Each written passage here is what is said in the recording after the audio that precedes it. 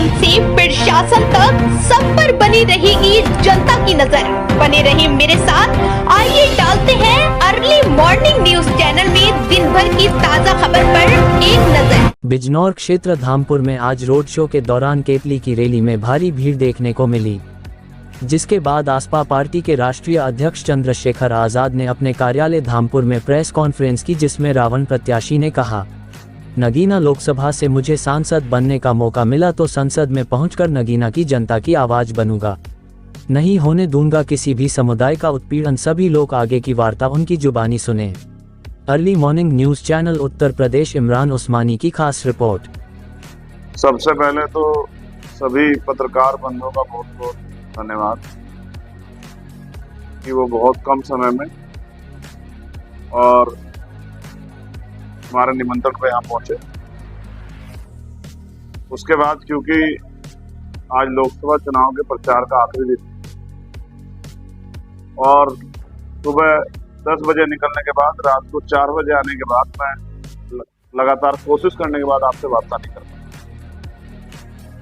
लेकिन आज क्योंकि थोड़ा सा समय मिला है, मीडिया लोकतंत्र का चौथा स्तंभ है और चौथे स्तंभ के बगैर हमारी बात दूर तक नहीं जा सकती है जहाँ तक हम पहुंचाना चाहते हैं। आज की प्रेस वार्ता का संबंध इस बात से है, ये जरूरी भी हो गया कि लोकतंत्र जनता द्वारा जनता का शासन, जिसमें संविधान ने ऐसी व्यवस्था की है कि कोई एक पैसा भी खर्च नहीं होता है वोटर का। वोटर अपनी मर्जी से निर्भीक होकर, निडर होकर अपनी वोट का प्रयोग करके जिस व्यक्ति को वो चुनना चाहता है उसको वोट दे सकता है। लेकिन बड़े दुख के साथ मुझे कहना पड़ रहा है कि भारतीय जनता पार्टी लोकतंत्र में भरोसा नहीं रखती, इसलिए उनके यहाँ के विधायक और उनके नेता, उनकी पार्टी के पदाधिकारी यहाँ के प्रधानों को, बीडीसीओ को, जिला पंचायत सदस्यों को जिस तरह से अपने घरों पे बुला बुला के, कार्यालय बुला बुला के धमका रहे हैं, वो इस बात का स्पष्टीकरण है कि भाजपा की जो पूरी टीम है, चुनावी टीम भी और उनके नेता भी, वो घबरा गए हैं और वो बौखलाहट में जनता को कीड़े मकोड़े समझने की गलती कर रहे हैं।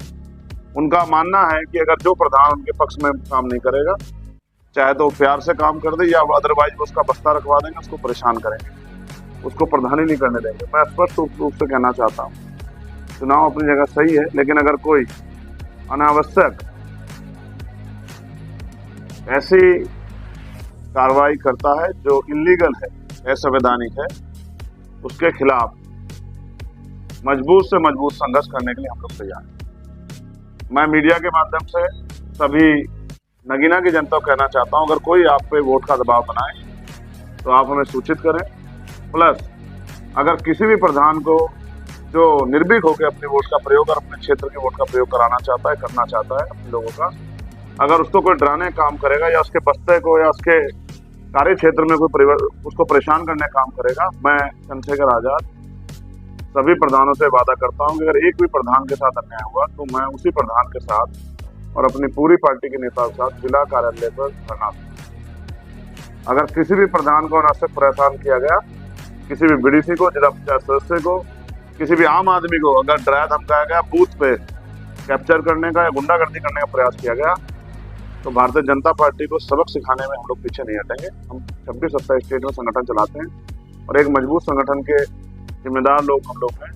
हमने पहले भी आंदोलन के जरिए सरकारों को के दांत खट्टे किए हैं। अगर सरकार के इशारे पे प्रशासन, पुलिस या उनके नेता गुंडागर्दी करेंगे तो इसका मजबूती से हम लोग सामना करेंगे और सभी लोग नगीना के निर्भीक होकर अपने वोट का प्रयोग करेंगे।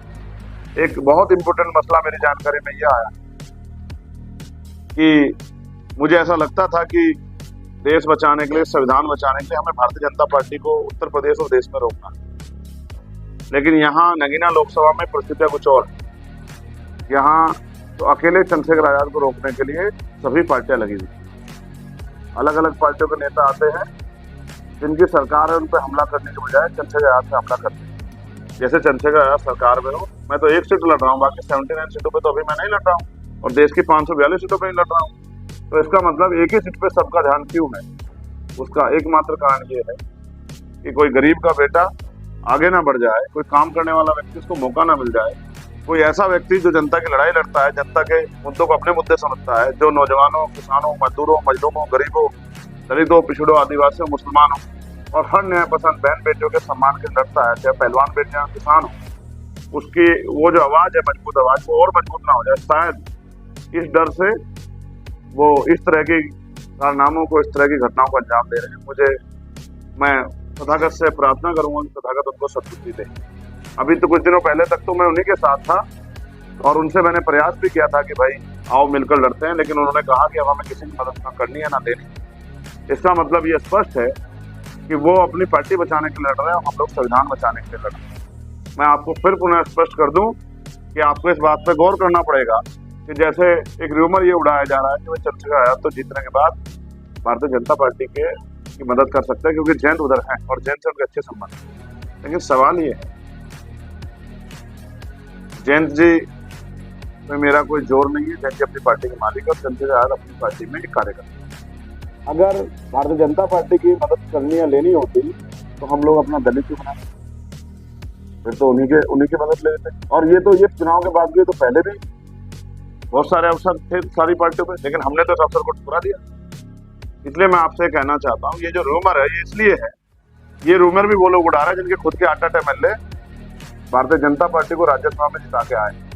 वो एमएलए जो बिल्कुल उनके साथ रहते थे, अपनी पार्टी पे तो जोर नहीं, लेकिन एक भय के कारण कि जिनको अब तक आपने वोट बैंक समझ के, जिनको गुलाम समझ के आपने उनके ऊपर कुछ भी थोप दिया, उनकी हिस्सेदारी खत्म कर दिया।